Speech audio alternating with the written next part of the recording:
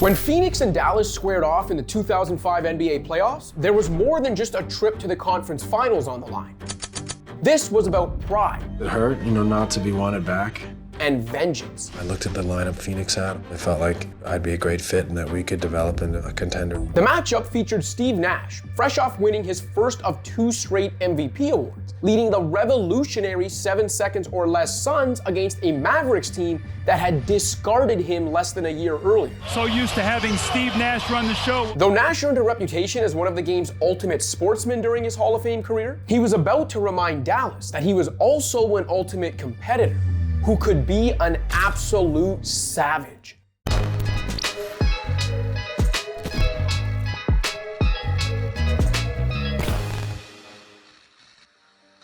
Though Nash's Mavs endured a frustrating end to their 2003-2004 season, losing a first-round series to Sacramento in 5 games, the then 2-time All-Stars free agency was seen as a mere formality. Of course Dallas would re-sign him. With Nash running point, Dirk Nowitzki emerging as a superstar, Michael Finley the glue guy, and Don Nelson coaching, Dallas was coming off a 4th straight playoff berth, during which time the Mavs averaged 55+ wins and won 4 playoff series. Except for the Mavs front office and owner Mark Cuban, re-signing Nash wasn't such a foregone conclusion. They had grown restless, especially after deals for Anton Jamison and Antoine Walker failed to get Dallas over the hump. While the Mavs contemplated how to extend their window of contention and get to the promised land, the Suns, who had drafted Nash in 1996 before trading him to Dallas in 1998, were coming off a 29-win season. Unbeknownst to the rest of the NBA, however, Phoenix had positioned itself for a rapid rebuild. See, midway through that 29-win campaign, head coach Frank Johnson was replaced by assistant Mike D'Antoni. The 2003-2004 Suns also made a mid-season mega trade, sending expensive point guards Stephon Marbury and Penny Hardaway to the Knicks in exchange for a package that included Antonio McDyess's expiring contract. Suddenly, a Suns team brimming with young talent like Amari Stoudemire, Sean Marion, and Joe Johnson had significant cap space in the summer of '04, and a glaring need at the point. After taking a meeting with the Suns, in part because then Suns scout Rex Chapman was a former teammate and good friend of his, Nash received a 5-year offer in the neighborhood of $65 million, with a 6th-year team option. He then brought that offer back to Dallas, only to find his incumbent team didn't have the same faith in him as the lowly Suns did. With the Mavs already committed to big money deals for Dirk and Finley, and Cuban concerned about Nash's durability, Dallas's offer reportedly came in roughly $20 million lower. Cuban's main concern was Nash's surgically repaired back, which caused the Canadian guard issues earlier in his career. If you would have told me Steve would have been playing 8 years later, I would have bet any amount of money you'd be wrong. Cuban told the Fort Worth Star-Telegram in 2012 about why he didn't believe Nash would be able to play more than 32 minutes per game. I knew he was disciplined, but I thought he would fall apart before it mattered. All the advice I got from everybody we had is that he was going to fall apart. He didn't. In his first 7 years back in Phoenix, Nash averaged 34.1 minutes per game and never missed more than 8 games in a season. In D'Antoni's sped-up, spaced-out system, Nash immediately morphed from an all-star into a full-blown superstar. His overall impact dwarfing his 2004-2005 stat line of 15.5 points and 11.5 assists. Nash shot 50% from the field, 43% from deep, and 89% from the free throw line, while flawlessly orchestrating D'Antoni's symphony, and the 7 seconds or less Suns were born. Phoenix raced out to a 31-4 start en route to a franchise record-tying 62 wins that landed them the #1 overall seed. Nash, Stoudemire, and Marion were named All-Stars, while D'Antoni took home Coach of the Year honors. Phoenix performed 14.9 points per 100 possessions better with Nash on the court, and posted a negative net rating with him on the bench. The team also went 2-6 with Nash out of the lineup, compared to 60-14 with him starting. At 31 years old and in his 9th season, Nash became the unlikeliest MVP. Meanwhile, in Dallas, Dirk's Mavs were getting used to life after Nash. Though the big man was happy to see his friend thriving, it definitely was a little bit of a bitter taste in my mouth for sure, and I'm sure for the fans as well, watching him become one of the best players in the league. Nowitzki told me in a 2020 oral history of this saga, Still, the Mavs were a force in their own right, ripping off 58 wins to nab the West's number 4 seed, with Avery Johnson replacing Nelson, who named Johnson as his successor midway through the year but stayed on as GM. Dallas won a hard-fought 7-game series against the state rival Rockets. Awaiting them in the West semis, none other than Nash's Suns, who swept the Grizzlies in round 1. You couldn't have scripted it any better. As the series drew near, a stoic Nash steamed beneath the surface. While I was upset with Mark, I understood where he's coming from, so it wasn't really vindictive, but you could say it was personal in the sense that, they moved on. That hurt. I definitely didn't want to come back and lay down and get up by the team that put me out the pasture.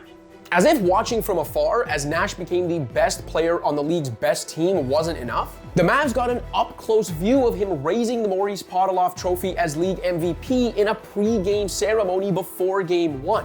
But I'm here to represent millions of basketball fans around the world and allow your appreciative fans here at America West Arena to say congratulations, because you led a group of talented basketball players. You did it with energy, with resolve, but most of all, leadership by examples. So congratulations, 2004-2005. Steve Nash.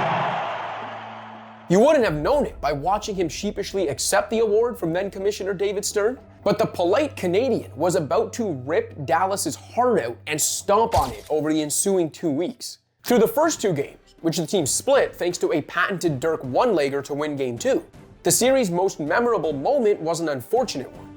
When Mavs forward Jerry Stackhouse raced back to prevent a Joe Johnson dunk attempt in the second quarter of Game 2, Johnson fell flat on his face, prematurely ending his series with a fractured orbital bone. The basketball memories would come in Games 3 to 6, virtually all courtesy of Nash.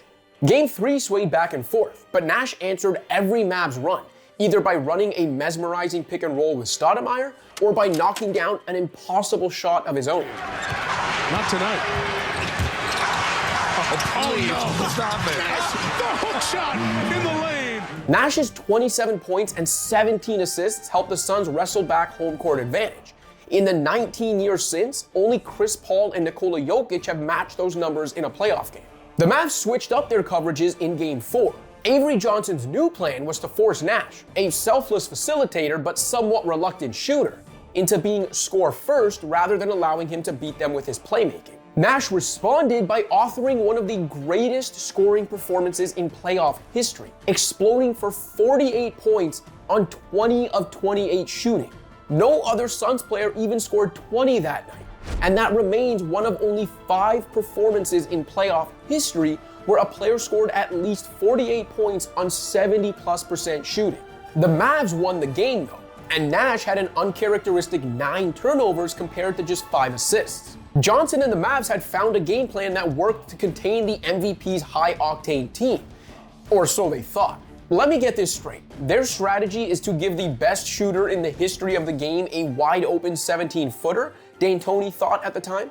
Well, if he has to take 100 of them, let him take 100. We're not going to get a better shot than that, the coach said. The Mavs entered the swing game in Phoenix with the same strategy against Nash. Center Eric Dampier, who was signed using money originally earmarked for Nash, opened the game defending the superstar guard. Unlike Game 4, however, Nash found balance in Game 5, blending his newfound willingness to fill the bucket himself with his trademark playmaking prowess. The results were spectacular.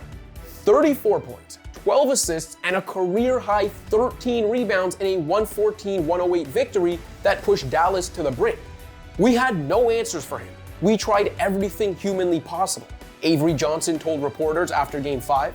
But he hadn't seen anything compared to what Nash had in store for Game 6. A Game 7 appeared all but certain, as the Mavs built a 16-point cushion with 4 minutes remaining in the third quarter. But the Suns rallied behind Nash and Marion as the third quarter wound down, and you could sense something special happening in the visiting arena. Could hear that sound an increasingly anxious crowd makes as an opposing superstar begins to take over. The audible gasp when he somehow finds himself open. Quiet here in Dallas. Jackson holds it out to Richardson. Nash, a good shooter. Rips hard on a 3. Eventually, the Suns inbounded the ball to Nash down 3 with 11.5 seconds left. He didn't.